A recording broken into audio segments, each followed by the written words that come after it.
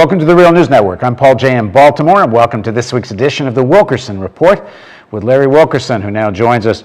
Larry was the former Chief of Staff for U.S. Secretary of State Colin Powell. He's currently an adjunct professor of government at the College of William and Mary. Thanks for joining us again.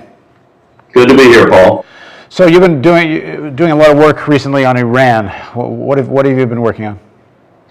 Working with the members of the Iran Project, Ambassador Frank Wisner, Ambassador Tom Pickering, Ambassador Jim Dobbins, and others, we've turned out our third report. The first two were weighing costs and benefits of military action and weighing costs and benefits of international sanctions.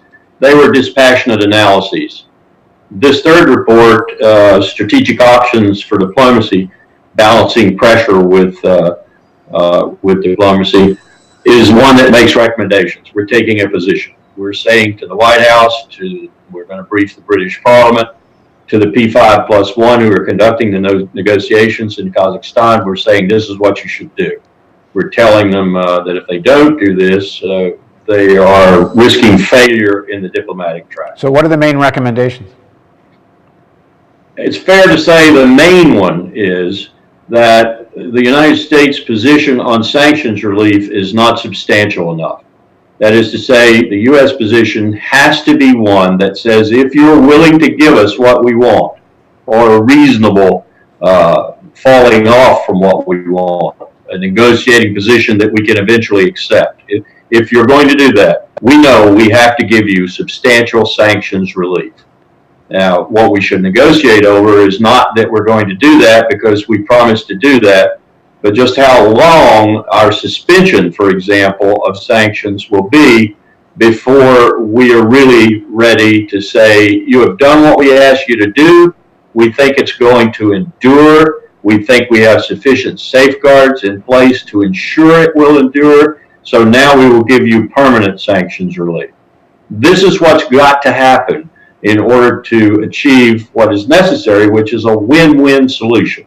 That is, Iran can say, we got some of the things we wanted, the United States and the other members of the P5+1 can say they got what they wanted, and we can go away from the table understanding that what we achieved is probably going to be checkable, that is to say, verifiable over the short term, if not the midterm and long term. So let's look at concretely what you're proposing. First of all, what is substantial reduction of sanctions? Do you define what that means?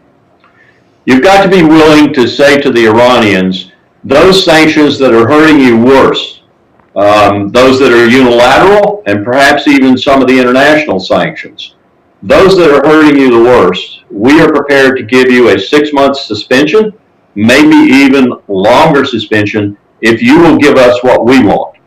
We're prepared to say that we will make that suspension permanent, or conversely, we will put the sanctions back on you depending on how well you perform.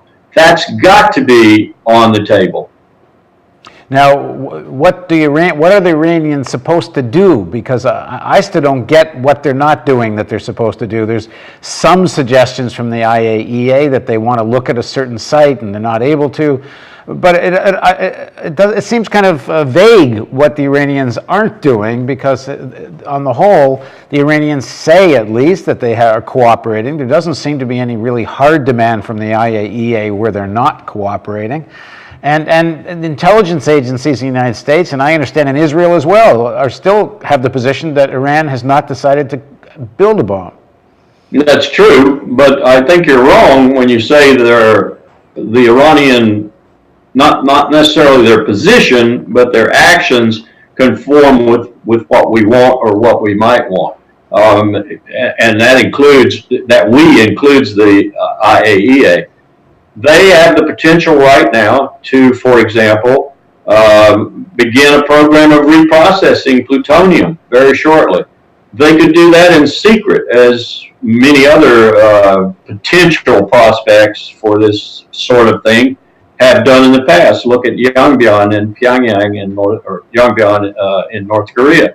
They also have the potential to clandestinely do things that aren't subject right now to the IAEA, and one of the places where this might happen is Fordo. which they have refused to allow the IAEA to enter and to inspect.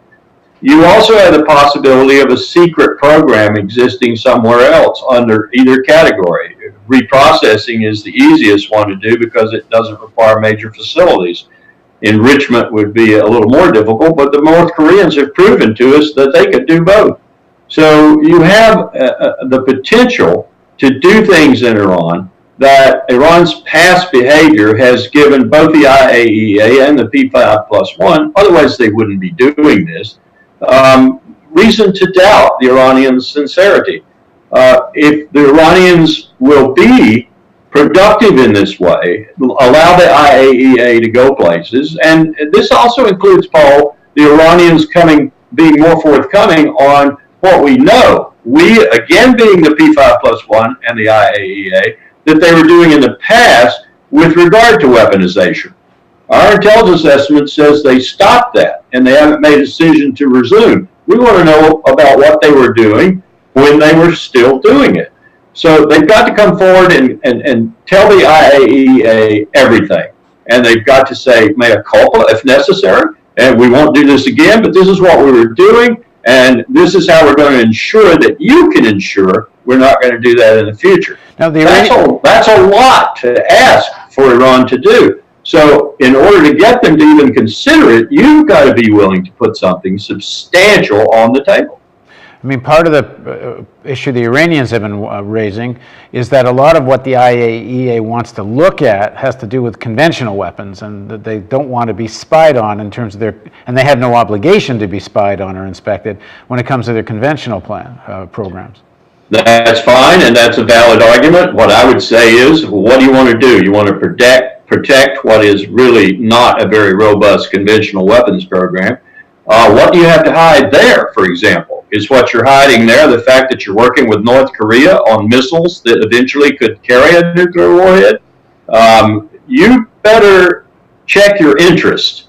And your interests are in satisfying the international community that you are not in any way pursuing weaponization of nuclear capability. So in order to do that, you've got to be willing to go the extra mile, I think. You've got to be willing to say, I will take this intrusive regime for a certain period of time in order to substantiate and make that substantiation endure with the international community that I have no intent to build nuclear weapons.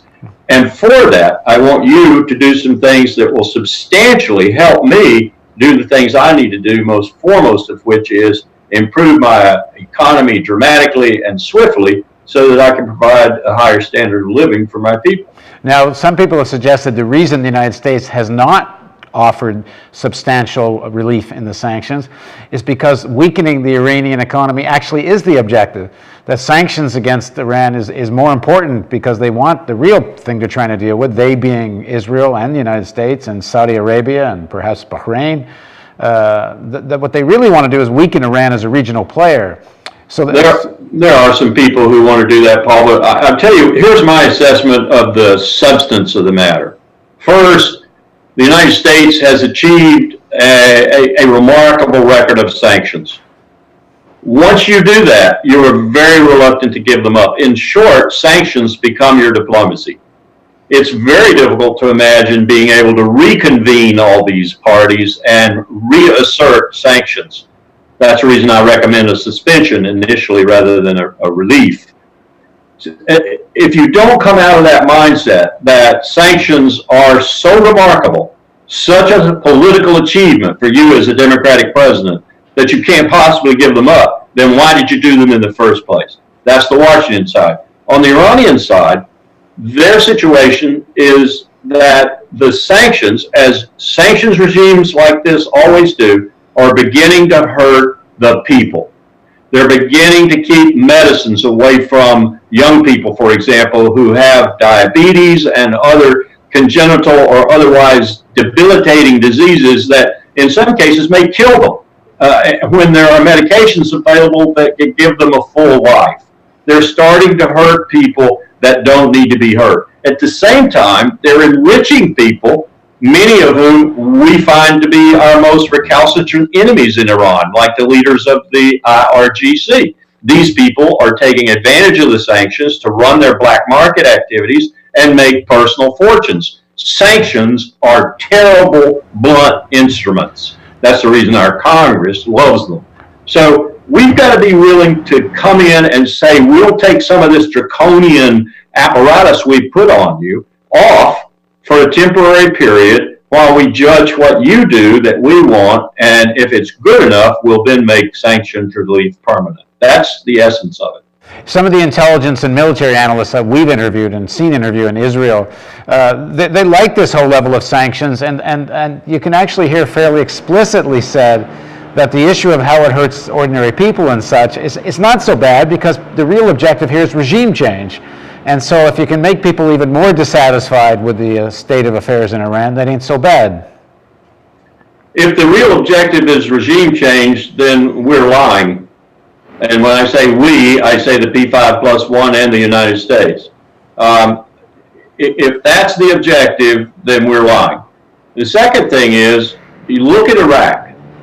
Similar sanctions were put on Iraq, and when we got to Iraq in 2003, we found that Iraq was devastated. Part of the reason that we couldn't get our hands around the Iraqi problem post-invasion was that we had devastated the Iraqi infrastructure. We had virtually destroyed that infrastructure, and sanctions, and bombs too, of course, but sanctions were largely responsible for that. If you want regime change, then shut up lying about it and come out and say it and put the troops on the ground to effect it. Because these sanctions are not going to cause regime change. What they're going to cause is what I just said, a more unified, recalcitrant, and stubborn Iranian people supporting ever increasingly an autocratic theological regime and defying the international community. That's the essence of the problem. And you don't get around that problem, that challenge, unless you're willing to talk and talk meaningfully. All right, thanks for joining us, Larry. Thanks for having me, Paul. Thank you for joining us on the Real News Network.